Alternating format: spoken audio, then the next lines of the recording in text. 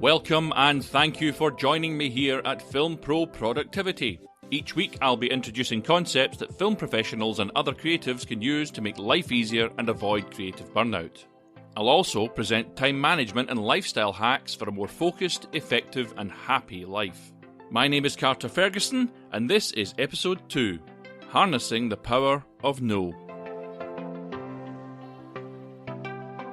In this episode, I'll be talking about how the word no can turn your life around and get you on the road to success. And saying no is very possibly the productivity technique that I use most often. And of course, being the negative, it has a negative connotation. But if you can get control over this, it can be a very positive influence on your life.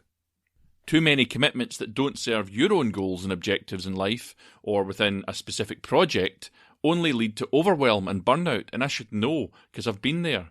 My first feature film was shot before I'd even heard the word productivity. During that project, I found myself picking up and dealing with every incomplete task that came my way, and I'm not saying I did all the work. I had a great team round about me. I just found myself agreeing to do things that were distracting for me time and energy-wise, given that I was the director of the film and I should have been focusing on the creative elements. And of course this had a predictable outcome. I put myself under so much pressure and strain and stress and worry that after it all ended, I had what they used to call a nervous breakdown. And I made many mistakes in the film, but if I'd just said no more often and avoided the evil they call perfectionism, which I'll be talking about in episode 5, then I'd have had a happier life, an even better film, and certainly a healthier outcome. Leadership expert John C. Maxwell says that if you can say no to the good, then it means you can start saying yes to the great. And learning to say no is a lesson that I learned the hard way. But avoiding burnout starts by saying no often and meaning it. It seems simple, but why do people find it so difficult? For me, saying yes seems to come from an internal need to be nice or incessantly agreeable. You might find yourself saying yes because you want to impress or gain favour, or maybe because you have an inherent fear of rejection and don't want to disappoint people or make them angry, or just even you don't want to appear unkind. Perhaps you say it because it's just your default answer. You might not really understand why you say yes. It's just born out of habit. And if it is, then that's one that absolutely must be changed if you're going to give yourself the best chance of success. If you say yes to everything that comes your way, you'll never be productive. If you say yes to things that really don't light your fire, that don't further your dreams and goals, then you're doing yourself a disservice.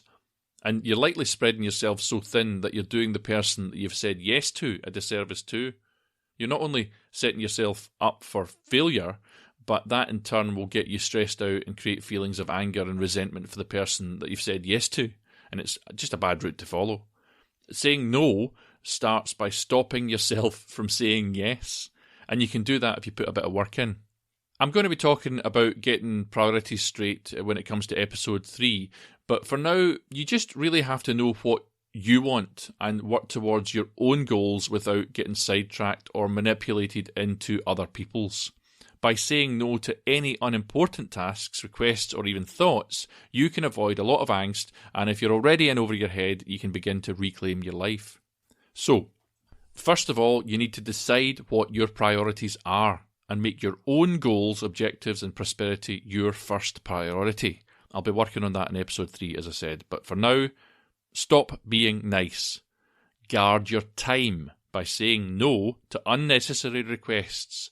Other people's goals that don't further your own in some way are not your responsibility. Also, guard your money by refusing to be an easy touch. Other people's financial problems aren't your responsibility, so make no your default answer.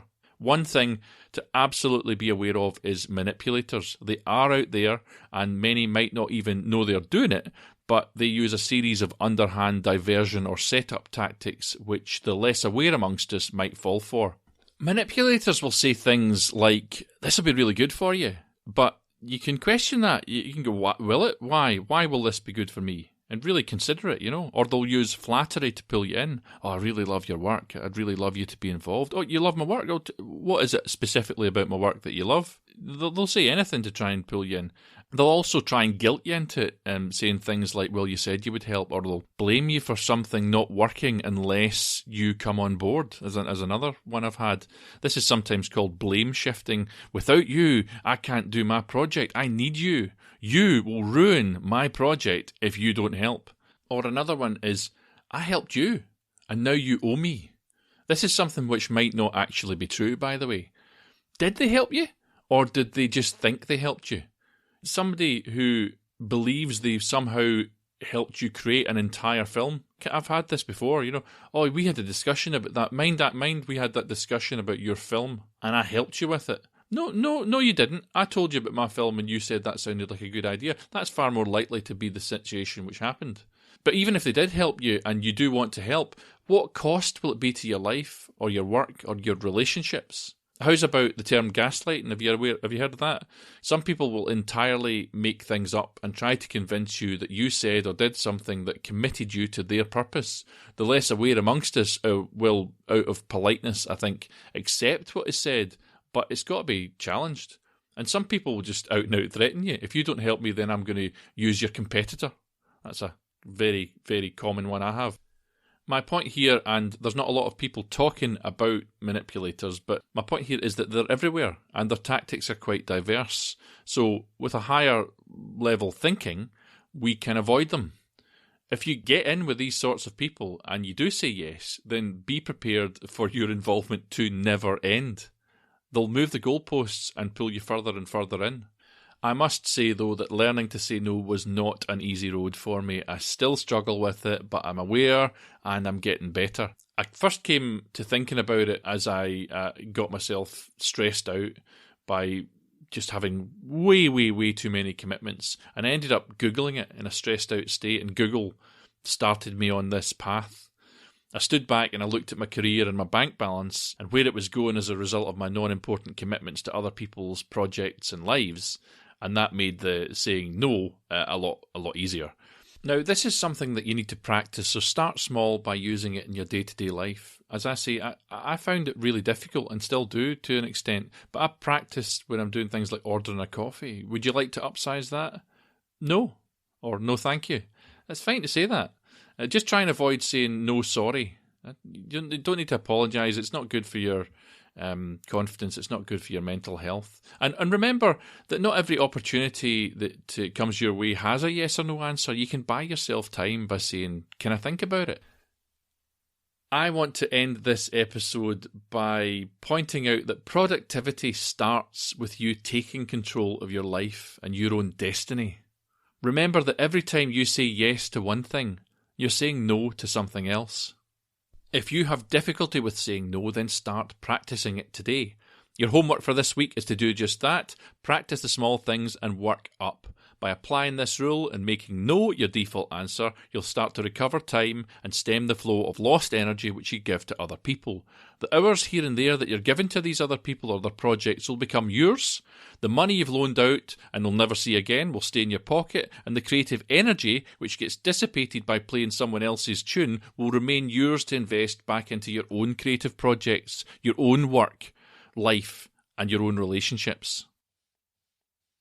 Thanks again for listening. Next episode, I'll be talking about getting your priorities straight and getting what's on your mind into a system that will help you to clarify your thoughts. That episode is available right now as I launch, so buckle up, take control of your own destiny, keep on shooting, and join me next time on Film Pro Productivity.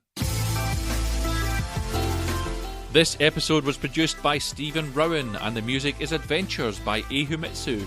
You can read the show notes for this episode on the official website at filmproproductivity.com. If you're struggling with something you think I can help with, or would like to tell me how you're getting on, then please get in touch via the contact page on the website. Alternatively, you can get me on Twitter at fight_director, or follow the show at filmproprodpod. Please subscribe on the podcast app of your choice, and if you are in a caring and sharing mood, then I'd really appreciate it if you would leave an awesome review.